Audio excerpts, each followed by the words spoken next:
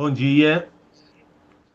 É com alegria que nós começamos esta última lição do ano, fechando mais um trimestre do nosso estudo da Escola Bíblica Dominical.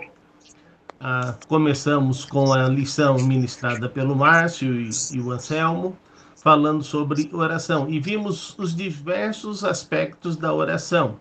E hoje nós estamos encerrando esta lição com o título Oração e o Caráter de Deus. Para a gente trabalhar nessa situação da oração e do caráter de Deus, precisamos primeiro entender o que é caráter. Caráter é a formação moral, como a honestidade. O homem de caráter tem um conjunto de características que, sendo boas ou más, distinguem uma pessoa, um povo ou um traço distintivo. O conceito de caráter é definido pelo conjunto de traços morais e éticos de um indivíduo. Em termos gerais, caráter define a índole da pessoa, como ela reage às suas atitudes, dentro dos parâmetros de honestidade e do respeito próximo. Mas nós estamos falando hoje sobre o caráter de Deus. E quando nós trabalhamos sobre o caráter de Deus, estamos falando então como Deus se define, como ele se apresenta a nós. E aí, então, vemos os atributos naturais de Deus, que a gente conhece como infinidade, eternidade, imutabilidade, onisciência, onipotência, onipresença. Esses atributos Deus não compartilha com a humanidade. Mas outros atributos, como atributos morais, ele compartilha conosco, que são santidade, amor, verdade, justiça, bondade, paciência, misericórdia e fidelidade. E tem outros atributos que a gente pode estar mencionando que Deus compartilha conosco. Então, quando nós falamos sobre o caráter de Deus, estamos falando exatamente sobre estas questões. E hoje nós vamos aprender e entender como a bondade de Deus impacta a nossa vida de oração. Se eu fosse fazer uma pergunta a você agora, colocando da seguinte forma: na sua experiência vivenciada, como que você poderia falar comigo sobre a bondade de Deus através da sua oração? Então, compartilha comigo qual o aspecto da bondade de Deus quando você ora, você percebe Deus agindo de uma forma bem clara na sua vida.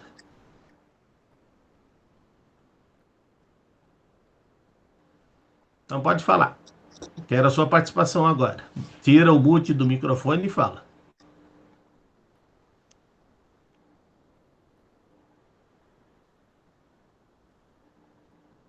Bom dia para quem eu não cumprimentei ainda, mas eu quero dizer o seguinte, que especialmente nesse momento, nós temos experimentado muito a presença de Deus. Os irmãos vão concordar comigo. O que Ele tem nos dado de cuidado, de proteção, de livramento, é muito intenso. Pelo menos nas nossas vidas, na minha vida, na vida do pastor, que eu ouvi, dos nossos familiares, tem sido muito grande, muito forte o cuidado de Deus. Eu creio que essa já é uma experiência do momento que nós temos vivido, né? Com relação à presença de Deus. Yara, quer compartilhar alguma coisa? Sim, eu concordo, né, com a irmã Eunice. Esse é um momento mesmo bem delicado, né? E essa proteção de Deus nos assegura, nos dá conforto. E Eu particularmente, né, vivi inicialmente um momento de medo mesmo, de pegar essa doença, né, e até de morrer. E hoje, de uma maneira muito pessoal, eu vivo essa segurança e eu vim sendo esvaziado o medo de morrer mesmo. Então, Deus dá esse conforto, né? Quando estamos com Ele, quando estamos perto dEle, esse medo de morrer deixa de existir. E eu vivo essa experiência com essa situação de pandemia e também com uma situação que é da cirurgia que eu preciso fazer. Seria uma cirurgia de urgência para um tratamento um pouco sério, né? E que não tem acontecido por conta da pandemia. E eu estava vivendo um momento de preocupação muito grande, mas que agora também não estou tão preocupada. Então, eu estou me entregando nas mãos de Deus, vivendo nessa dependência e me sentindo segura e em paz. Uhum. Muito bem. Mas também nós precisamos compreender o que Deus, porque Deus sempre coloca o nosso bem acima do dele. É interessante que é uma ação que ele compartilha conosco. Todos nós que somos pais, a primeira necessidade a ser atendida aqui na nossa maneira do Brasil é exatamente isso. O filho tem prioridade sobre as necessidades nossas. Primeiro nós cuidamos deles, depois cuidamos de nós, né? Mas em outras nações não é assim. Primeiro é cuidado do pai e depois dos filhos, né? Mas aqui nós tratamos essa situação onde nós percebemos que os nossos filhos, eles têm prioridades e a maioria das vezes, ou quase a totalidade das vezes, eles estão acima de nós. É assim que Deus age para conosco. Ele sempre está trabalhando e é isso que o texto da palavra de Deus vai nos dizer em Romanos 8:32. E a gente pode abrir a Bíblia lá e ir olhar exatamente isso que a Bíblia vai nos dizer. E ele diz assim: porque ele nem mesmo deixou de entregar o próprio filho, mas ofereceu por todos nós. Se nos deu o seu filho, será que não nos dará todas as coisas? Então, Deus está trabalhando conosco, dizendo de uma maneira clara para todos nós que Ele vai agir sempre cuidando. E Ele diz: faça prova de mim. Deus se põe à prova, dizendo: você pode orar, e eu vou ouvir, e eu vou entender, e eu vou agir diante do seu favor, diante da sua necessidade. Mas ore sempre com fé. Sabe, algumas vezes eu tenho colocado para as pessoas, porque a gente não tem compreensão do que é essa fé. A gente pensa que a fé seria algo assim enorme, mas a fé é algo pequeniníssima. A palavra de Deus coloca para nós, se a gente tiver uma fé como se fosse um grão de mostarda, e olha, você está vendo aqui na minha mão esse pontinho vermelho. O grão de mostarda é um pouquinho menor do que isso. Aí você fala: pastor, a minha fé não é nem desse tamanho. Não, não. Se ela fosse desse tamanho, você ia dizer para aquele monte: passe daqui para colar, e o monte ia passar. Você entendeu? Então, nossa fé está menor do que essa. E é isso que ele está colocando para nós, que nós precisamos ter em mente, que precisamos orar com fé. E fé é uma fé de entrega, não é uma fé de acreditar. Porque a palavra de Deus diz que a fé de acreditar até o diabo tem. Ele acredita, mas ele não crê depositando sua vida. E é isso que Deus está propondo para que nós experimentemos no nosso relacionamento com Ele. E Ele vai colocando para nós, para entendermos esta situação, e Ele vai dizer que devemos sempre lembrar que os propósitos de Deus são bons para nós. Isso está escrito em Jeremias, no capítulo 29, versículos de 11 a 14. Jeremias 29, de 11 a 14. Yara, você pode fazer essa leitura para mim?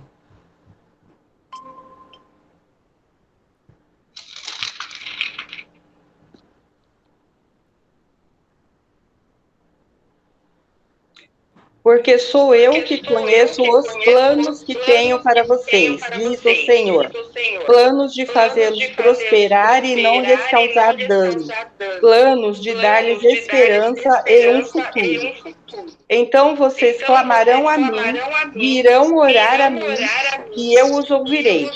Vocês me procurarão e me acharão quando me procurarem de todo o coração.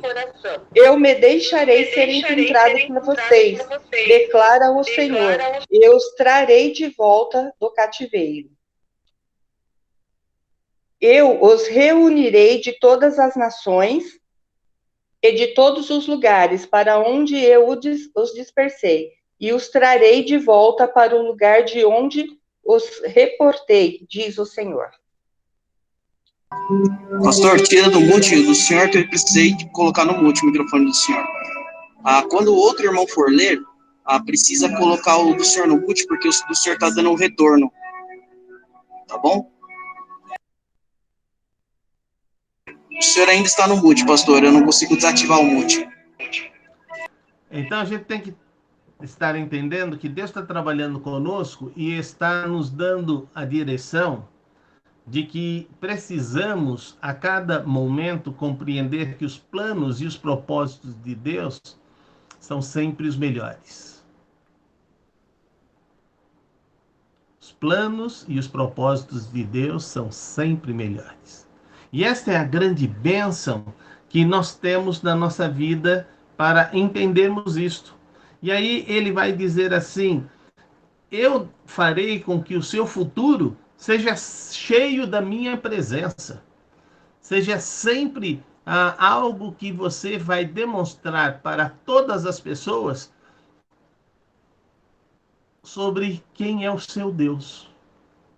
Você já parou para imaginar que todas as vezes que nós estamos caminhando, falando, agindo, nós estamos aqui como embaixadores de Deus?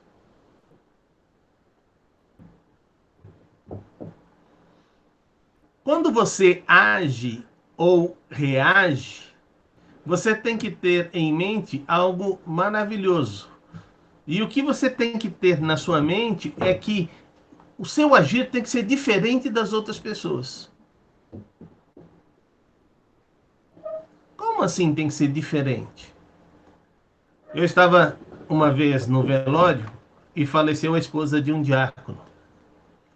E um membro abraçou ele, da igreja, e diz: não chora. Você tem que demonstrar a sua fé. Quando a gente está chorando porque perdeu um ente querido, a gente está demonstrando a fé. O próprio Jesus chorou. E ele disse: Jerusalém que mata os profetas. Se conhecesse o dia da visitação. Então, a gente tem que entender algumas coisas que o que Deus espera é que a gente demonstre diante das situações que quem está no controle é o próprio Deus. O salmista vai colocar para nós algo muito importante, que diz no Salmo 31, verso 19: como são maravilhosas as coisas boas que guarda para aqueles que o temem. Todos podem ver como tu és bom e como protegem os que confiam em ti. Você já parou para fazer uma reflexão sobre a proteção de Deus?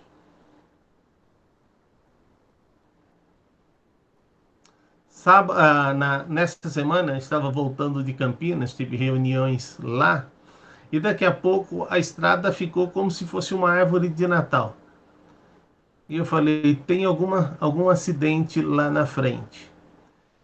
Questão de 1 quilômetro eu já tinha toda a visão. E aí, quando eu passo pelo acidente, que já estava todo ali, a polícia, a rodoviária e todo mundo já estava lá dando socorro, tinha um carro capotado. E eu me lembrei de um acidente que eu tive indo para o retiro da Ordem dos Pastores. Eu ia dirigir esse retiro e, e o carro capotou. Mas a oração mais curta que eu vi minha esposa fazendo até hoje foi essa: segura, Jesus. E o carro começou a rodopiar e depois começou a capotar. E eu vendo toda aquela cena acontecer, e daqui a pouco o carro fica de cabeça, as rodas para cima, né? E aí o vidro da frente estoura e o carro começa a se encher de água porque estava chovendo de uma forma muito pesada e a chuva que tirou o carro da pista. E aí, naquele momento, então percebi que minha esposa estava se afogando. E aí então levantei a cabeça dela, tirei da água, e aí então quando o carro conseguiu parar de deslizar, então eu pude ver a água toda saindo e então ela tinha agora espaço para poder respirar. Capotou o carro, mas mesmo diante do acidente, eu vi o cuidado de Deus e vi como ele agiu sobre nossas vidas. Então, a gente tem que entender que a presença de Deus na nossa vida não é um, um selo de garantia que nada vai acontecer, mas é um selo de garantia que Ele vai estar conosco. Paulo, quando clama a Deus e pede que Deus retire o espinho da carne, Deus diz: Paulo, esse espinho não vai ser retirado, porque a minha graça na tua vida, quer dizer, a minha presença na tua vida, tem que bastar. Então, esse caráter de Deus é o que Deus é. Ele nunca vai mudar. Ele é imutável. O que ele prometeu, o que ele é, nunca será alterado.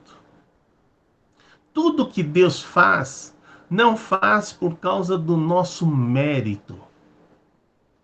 Tudo que Deus faz, faz pelo que Ele é.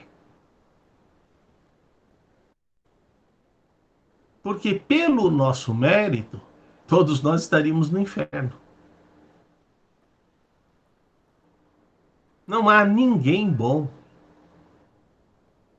Então você precisa ter na sua mente e no seu coração que Deus está trabalhando na nossa vida e está dizendo que é a minha misericórdia, que é um dos seus atributos, que impede que você seja consumido. Mas por que que quando nós que somos filhos de Deus, nós começamos a achar e agir através das nossas vidas como se nós tivéssemos méritos? Quantas igrejas surgem donos dela, enquanto nós sabemos que Deus é o dono, a igreja é dele. Ele deu a sua vida pela igreja e ele é que fez a igreja surgir. Então, ele é a pedra aonde a igreja é alicerçada, aonde a igreja é construída, mas também ele é o cabeça da igreja. Então, tudo que nós fazemos na nossa vida ou como membros de uma igreja sempre tem que ser de acordo com a vontade dele, não com a nossa vontade. E é isso que Deus está propondo para nós. E quando entendemos isso, começamos a ter a bênção de Deus na nossa vida. Mas a lição continua trabalhando, nos mostrando algumas coisas. Ah, que está ali no Salmo, nós já acabamos de ler, Salmo 103, verso 10 e 12. Nós precisamos entender uma coisa que é um alerta. Por que que quando nós cometemos um pecado, a primeira coisa que a gente faz é parar de orar?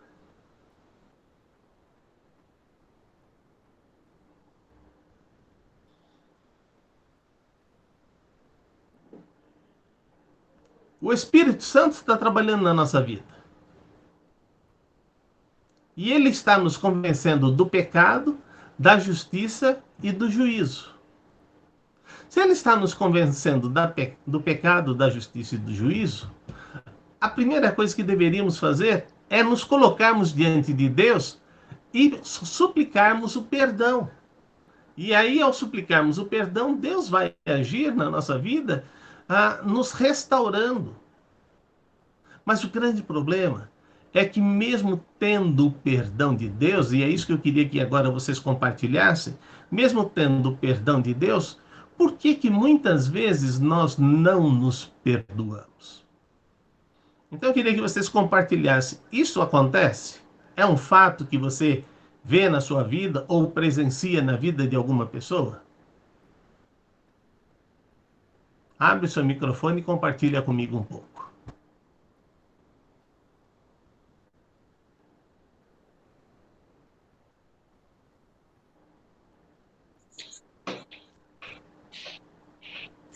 Sim, é um fato que acontece, né, na minha vida, num primeiro momento, né, quando eu sinto que cometi um erro, dá, sim, essa sensação, né, de não poder estar na presença de Deus em oração.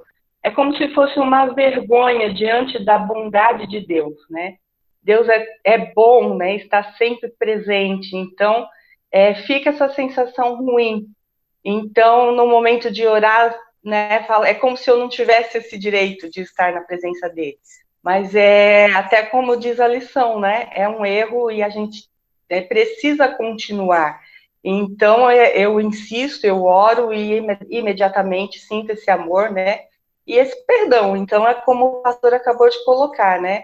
A falta de perdão é nossa, mas é essa sensação, né, de vergonha, né, de ter agido de maneira errada diante de Deus.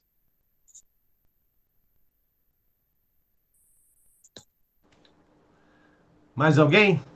Compartilhe conosco. Oi. Oi. Então, ao meu ver também, eu encaro que, por uma parte, encaramos Deus como um amigo, onde nós nos sentimos à vontade em compartilhar a tristeza, a alegria, né? Enfim, todas as nossas orações, tudo que a gente necessita, nossos agradecimentos. Só que também acho que quando nós erramos, encaramos Deus como único e simplesmente Senhor, onde nós não temos, talvez, essa liberdade de expor, justamente como a Yara falou, a nossa vergonha, a nossa timidez diante de um pecado, e acredito que, para mim, pelo menos, parece ser isso, né? Encaramos Deus como se fossem, né, dois papéis diferentes, quando na verdade não. Deus, ele é o nosso amigo, ainda diante do pecado, ele é o nosso Senhor também, e isso não deveria nos limitar, né, a nossa presença com ele.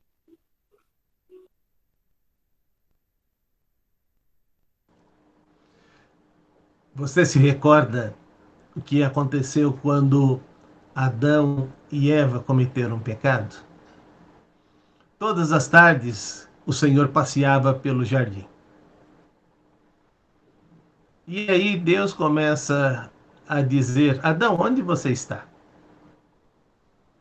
Adão, onde você estava? E Adão responde: é porque eu estava nu que eu me escondi. Ele sempre esteve nu. Mas quando ele comete o pecado, ele olha para si e diz: eu não mereço, em hipótese nenhuma, me relacionar com Deus. Isto aconteceu pela primeira vez na humanidade com Adão. Isso acontece comigo hoje, com você hoje.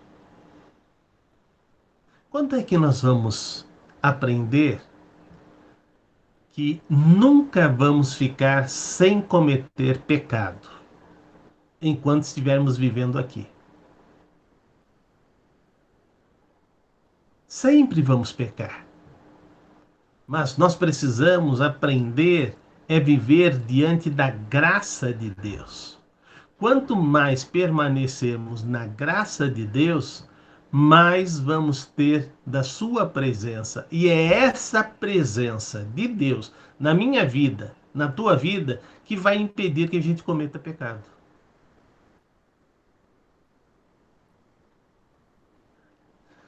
O texto que narra sobre a vida de Enoque é uma coisa tão curta que diz: Enoque andou com Deus e Deus para si o levou.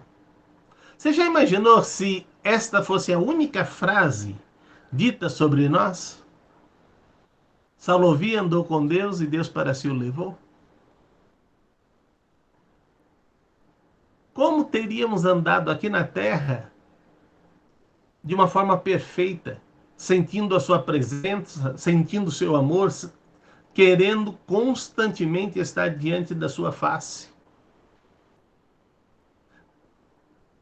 Nós temos um Deus que jamais nos esquece, jamais nos abandona. Mesmo quando estamos em pecado, o Espírito continua agindo na minha vida e na sua vida. E quando nós nos reconciliamos, o centro da nossa vida é o trono de Deus.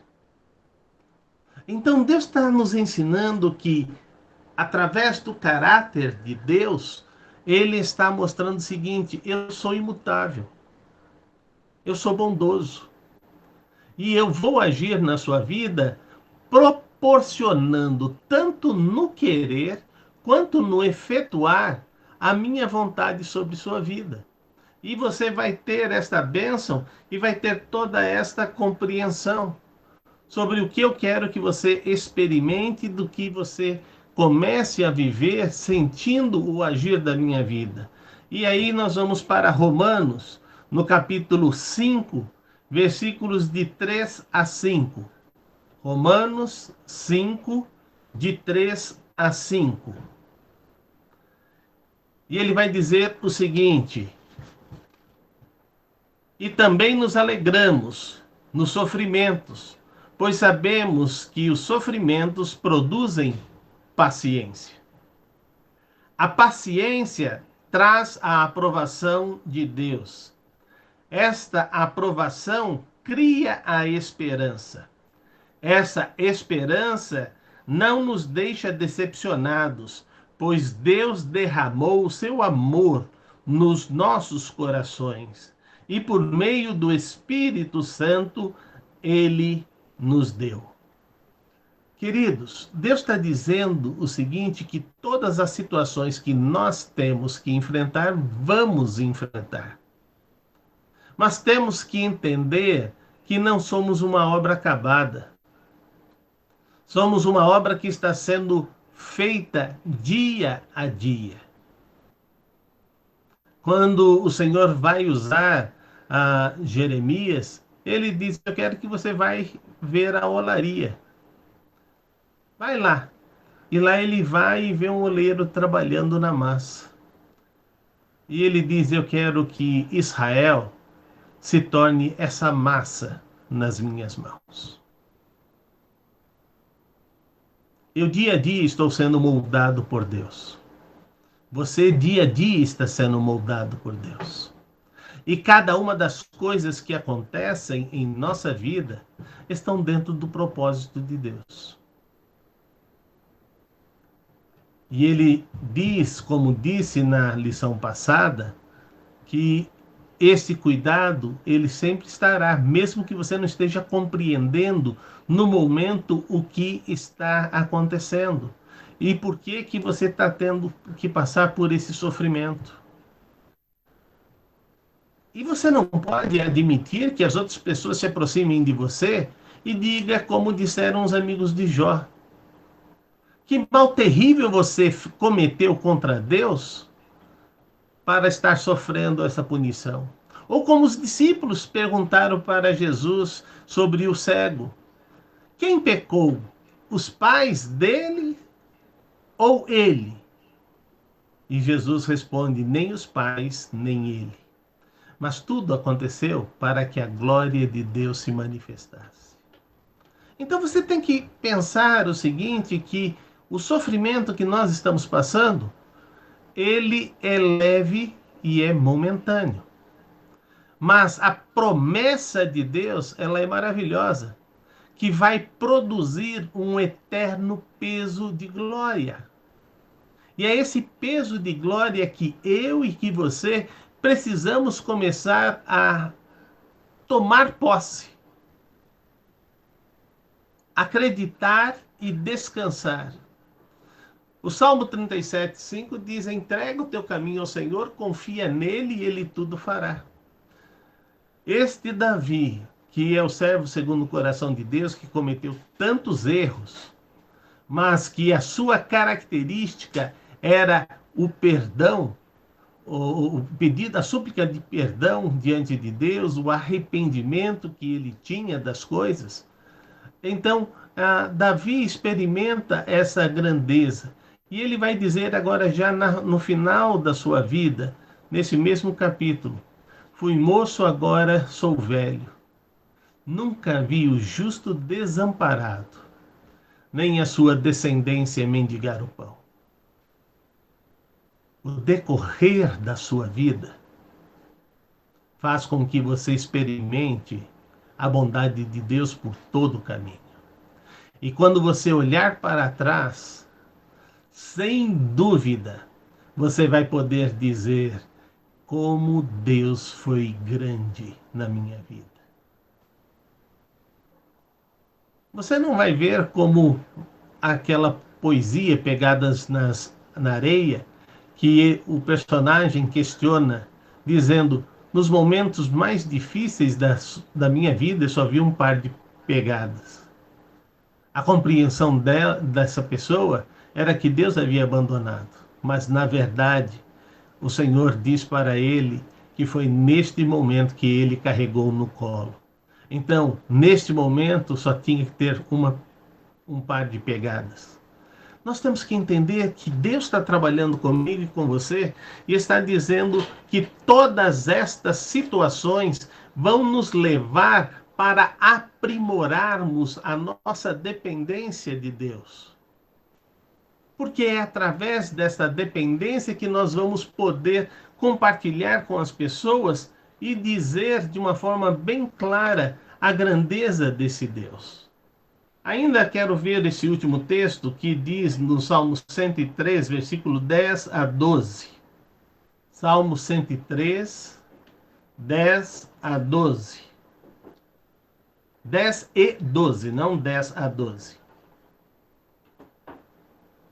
Salmo 103, versículo 10 e o versículo 12. Quem pode ler para mim aí? Abre o microfone e lê.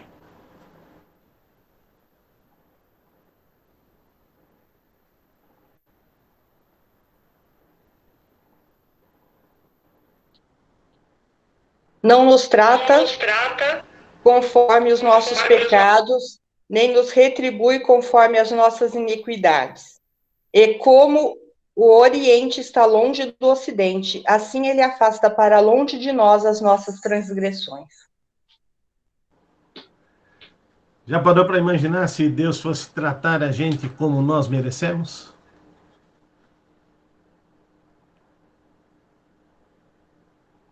Eu não sei se você se pegou já se enganando, dizendo: não é bem isto. Eu quis fazer isso com esta outra visão. A gente começa a ser brando com as situações que nós estamos fazendo, mas Deus sabe o que está na nossa mente e qual a intenção do nosso coração. Então ele está dizendo aqui: o Senhor não nos castiga como merecemos. Ele não castiga porque quando ele vai agir sobre nossa vida, ele está olhando para si mesmo.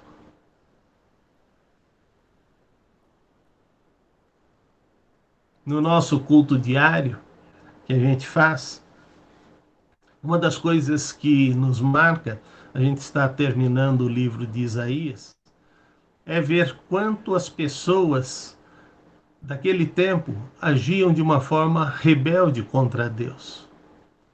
E como as pessoas se vangloriavam com as coisas que nem eram delas. O rei que pediu 15 anos de vida abriu o seu castelo e mostrou todas as riquezas como se fossem deles. Mas o rei era mero dispenseiro da parte de Deus. E isso trouxe a derrota sobre o povo dele, isso trouxe a derrota sobre a linhagem dele, porque ele ostentou, foi orgulhoso com as coisas que ele apenas administrava. Eu queria te fazer uma pergunta. E a pergunta é essa: a roupa que você está usando agora, de quem é? O carro que você tem, de quem é? A casa que você tem, de quem é? E será que tudo isso que nós temos a compreensão que somos dispenseiros e que somos peregrinos? Parece que o texto da palavra de Deus nunca entra na nossa cabeça que nada trouxemos para cá e certo é que nada vamos levar. Se somos dispenseiros, precisamos então começar a entender que Deus está trabalhando conosco e está nos ensinando que a graça de Deus precisa ser manifestada na nossa vida e ela precisa o tempo todo ser compartilhado com as pessoas. Esse tempo de pandemia fez com que muitas pessoas abrissem o seu coração para o melhor. Os irmãos sabem que eu sou um dos presidentes ali do Lar Batista. Como tem chegado doações de todos os lugares, todo tipo de doação, e nós temos visto esta grandeza de Deus sobre nossa vida. A pergunta é: e nós como filhos de Deus? Como tem sido a nossa ação? Então eu gostaria muito que você se colocasse diante de Deus e dissesse: Senhor, entendendo que o Senhor é imutável, entendendo que o Senhor é bondoso, ajuda-me a ser mais constante diante de Ti. Ajuda-me a ser mais fiel. Ajuda-me a ser mais dependente. Ajuda-me a agir aqui como um verdadeiro embaixador Teu. Por tudo isso eu já te agradeço, porque o Senhor vai fazer com que a sua luz brilhe através da minha vida e que os homens e mulheres que me conhecerem darão glórias a Ti por tudo que o Senhor faz.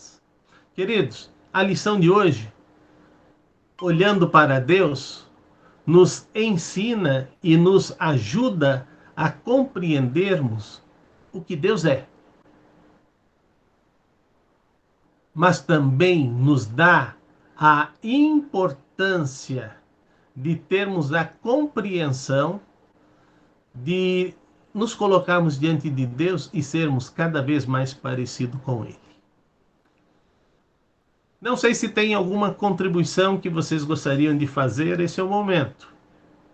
Se quer fazer alguma pergunta, se quer colocar alguma visão, abra o seu microfone e compartilhe.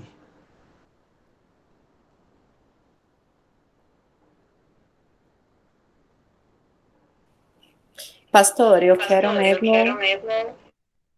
agradecer pela vida do pastor, né, a vida dos irmãos, em podermos juntos aí compartilhar mais uma aula, uma grande bênção para nós. e com certeza são palavras que ficam para o nosso aprendizado e a nossa prática também. Deus abençoe grandemente. Amém. Mais alguém quer falar?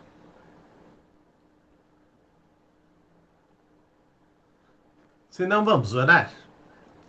Ó Pai, eu te louvo e te agradeço por tua bênção. Eu te louvo e te agradeço por tua palavra que chega aos nossos ouvidos, dá-nos o entendimento, mas queremos te pedir uma ação mais efetiva.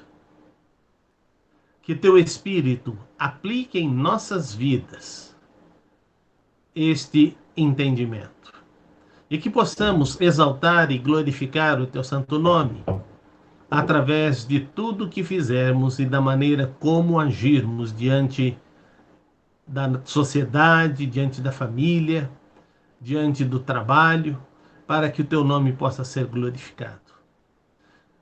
Continua agindo em nossas vidas e que daqui a pouco, quando vamos te adorar no culto, possamos glorificar e exaltar o teu santo nome.